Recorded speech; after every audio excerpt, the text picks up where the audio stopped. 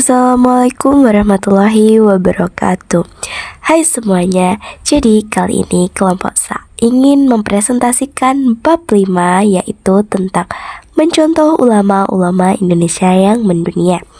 Sebelum masuk ke materi, perkenalkan anggota kelompok SA. Yang pertama, Cindy Raisa Putri nomor absen 5, 2, Dea Novita nomor absen 9, 3, Della Cahaya Dwitia Restiana nomor absen 10, 4, Eva Dewiana nomor absen 20, 5, Franda Aulia Farisya nomor absen 26, 6, Friska Rahma Pradani nomor absen 28, 7, Kiska Fitri Ardiana nomor absen 30, 8, Ika Rahmawati nomor absen 33. Jadi tujuan dari pembelajaran yaitu pertama, mengenal peran dan keteladanan tokoh ulama Islam Indonesia. 2. Mengapresiasi perjuangan mereka dalam menyebarkan Islam. 3. Meneladani sikap dan semangat ulama dalam kehidupan sehari-hari. Kondisi bangsa Indonesia. Letak geografis strategis di antara dua benua Asia Australia dan dua samudra Hindia Pasifik.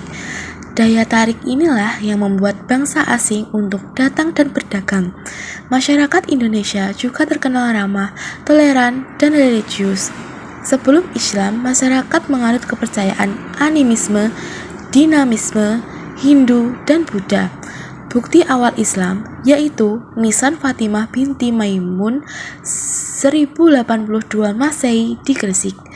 Namun, ada pula yang berpendapat bahwa Islam masuk Indonesia pada abad ke-7 Masehi dengan bukti naskah Cina Tiongkok kuno yang menyebutkan bahwa pada tahun 572 Masehi terdapat sekelompok orang Arab yang bermukim di pesisir barat Pulau Sumatera.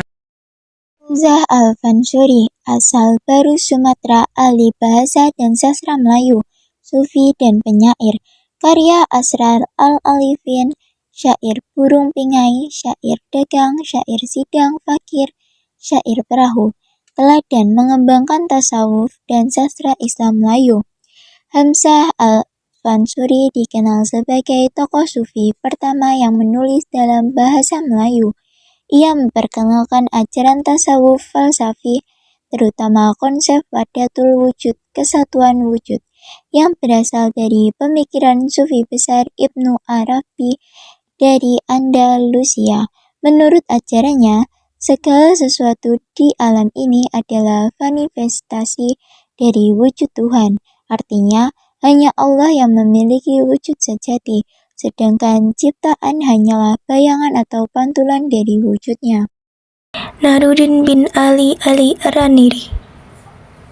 Syekh Naruddin Muhammad bin Ali bin Hasanji bin Muhammad Hamid Ar-Raniri berasal dari Ranir atau Render, Gujarat, India. Ia diperkirakan lahir pada akhir abad ke-16 dan datang ke Aceh tahun 1637 Masehi. Syekh Naruddin adalah ulama besar yang ahli dalam banyak bidang, seperti sejarah, politik, sastra, filsafat, fikih, dan tasawuf. Syekh Naruddin menghasilkan banyak karya, di antaranya Sirat Al-Mustaqim, merupakan kitab fikih yang membahas tata cara ibadah seperti sholat, puasa, dan zakat. Yang kedua, Tibyan fi Ma'rifat al-Adyan, menjelaskan tentang keimanan dan perbandingan agama. Yang ketiga, Asror al-Insan fi Ma'rifat ar-Ruh ar-Rahman, merupakan pembahasan rahasia penciptaan manusia dan ruh. Yang keempat, Hidayat al-Iman, berisi kumpulan hadis dan acara dasar Islam. Yang kelima, Bustan As-Salatin, kitab sejarah besar yang menceritakan para nabi, raja, dan ulama. Syekh Abdurrauf bin Ali As-Singkil juga dikenal sebagai Syiah Kuala. Ia adalah seorang ulama dari Aceh. Beliau juga menguasai yaitu seperti ilmu tafsir, hukum, fikih. Beliau juga berkontribusi sebagai penyebar tarekat Syatariah di Nusantara yang ajarannya kemudian menyebar luas melalui murid-muridnya. Salah satu karyanya yang paling terkenal adalah Kitab Tafsir Al-Quran berbahasa Melayu. Jejak penyebaran Islam ini berpengaruh ajarannya tidak hanya di Sumatera tapi juga meluas melalui Jawa dan Kalimantan. Beliau adalah salah satu tokoh penting yang menjadi jembatan ilmu Islam dari Timur Tengah ke Nusantara. Syekh Yusuf Al-Makassari adalah seorang ulama, sufi, dan pahlawan nasional dari Goa, Sulawesi Selatan. Ia lahir pada tahun 1626 Masehi. Sejak kecil, Syekh Yusuf sangat rajin belajar agama. Ia pergi ke Mekah, Madinah, dan beberapa negara lain untuk memperdalam ilmu Islam. Setelah kembali ke Indonesia, ia berdakwah dan mengajarkan ajaran Islam di berbagai daerah. Syekh Yusuf kemudian membantu Sultan Ageng Tirtayasa di Banten melawan penjajahan Belanda. Karena perjuangannya, Belanda menangkap dan mengasingkannya ke Afrika Selatan. Di tempat pengasingan itu, Syekh Yusuf tetap berdakwah dan menyebarkan Islam kepada masyarakat sekitar. Syekh Yusuf wafat pada tahun 1699 Masehi di Cape Town, Afrika Selatan. Ia dikenang sebagai tokoh yang berilmu, berani, dan penuh kasih sayang. Jasa-jasanya sangat besar bagi bangsa Indonesia dan dunia Islam, sehingga ia diangkat menjadi pahlawan nasional pada tahun 1995. Abdus Samad bin Abdurrahman Al-Jawi Al-Palimbani. Abdus Samad Al-Palimbani berasal dari Palembang, Sumatera Selatan. Ia dikenal sebagai salah satu ulama besar dari Nusantara yang berkiprah di dunia Islam internasional. Beliau menuntut ilmu di Makkah dan Madinah, dua kota suci pusat ilmu pengetahuan Islam pada masa itu. Di sana ia memperdalam ilmu agama, khususnya tasawuf, ilmu tentang penyucian jiwa dan kedekatan dengan Allah. Abdus Samad Al-Palimbani dikenal sebagai tokoh sufi sekaligus pelopor pembaruan intelektual Islam di Nusantara. Ia berperan penting dalam menyebarkan ajaran Islam yang moderat dan mendalam, serta menggabungkan antara ilmu syariat atau hukum Islam dan tasawuf atau spiritualitas. Pemikirannya membantu memperkuat identitas keislaman di Nusantara pada masa itu.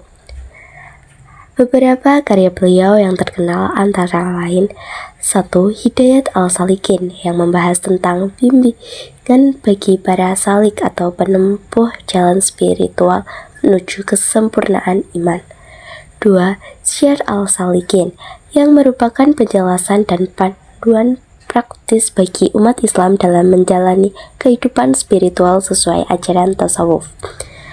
Abdus Samad Al-Palimbani memberikan teladan dalam menyebarkan ajaran tasawuf dan pendidikan Islam.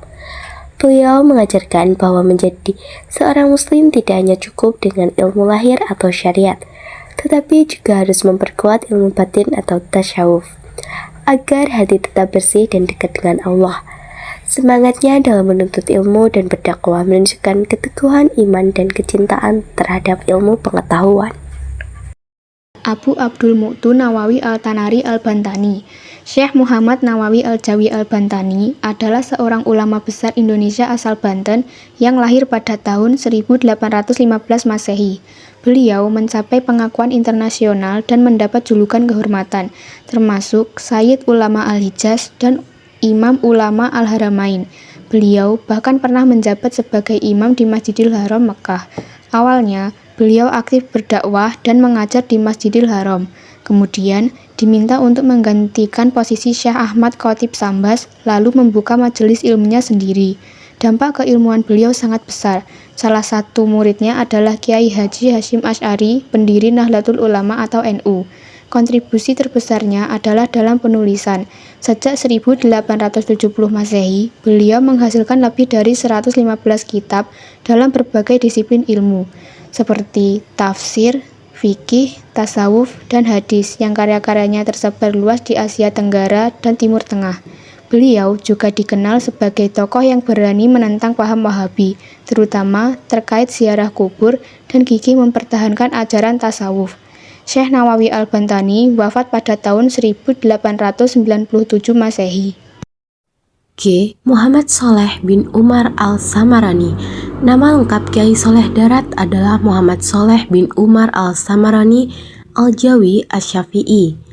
Kiai Sholeh Darat lahir di Kedung Cumpleng, Kecamatan Mayong, Kabupaten Jepara, Jawa Tengah, sekitar tahun 1820 Masehi. Kiai Sholeh Darat merupakan ulama yang sezaman dengan Syekh Nawawi Al-Bantani dan Syekh Khalil Bangkalan. Ayahnya adalah Kiai Umar, pejuang dan orang kepercayaan Pangeran Diponegoro di Jawa bagian utara Semarang. Teladan dari Kiai Sholeh Darat sebagai berikut. 1. Berguru kepada ulama bukan sekedar dalam ilmunya, tetapi juga amal ibadah dan akhlak mereka. 2. Menuntut ilmu di dalam dan luar negeri. Dan yang terakhir, mendidik wanita-wanita muslim yang pada masa penjajahan Belanda dianggap warga kelas 2. Nilai-nilai keteladanan ulama. 1. Tekun dan konsisten menuntut ilmu. 2. Rela berkorban untuk menyebarkan Islam. 3. Menulis dan mengajarkan demi kemajuan umat. 4. Mengajarkan toleransi, kesederhanaan, dan kerja keras. 5. Berpikir terbuka dan menghargai perbedaan. Kesimpulannya, ulama Indonesia berperan besar dalam menyebarkan Islam ke seluruh Nusantara. Mereka bukan hanya ahli agama, tetapi juga pembaharu, pejuang, dan pendidik. Keteladanan mereka relevan untuk generasi muda dalam membangun bangsa berakhlak mulia. Demikian presentasi dari kelompok kami tentang mencontoh ulama Indonesia yang mendunia. Semoga materi yang kami sampaikan dapat bermanfaat dan menambah semangat kita untuk meneladani para ulama dalam menuntut ilmu dan berbuat kebaikan. Terima kasih atas perhatian teman-teman dan Bapak Ibu Guru. Wassalamualaikum warahmatullahi wabarakatuh.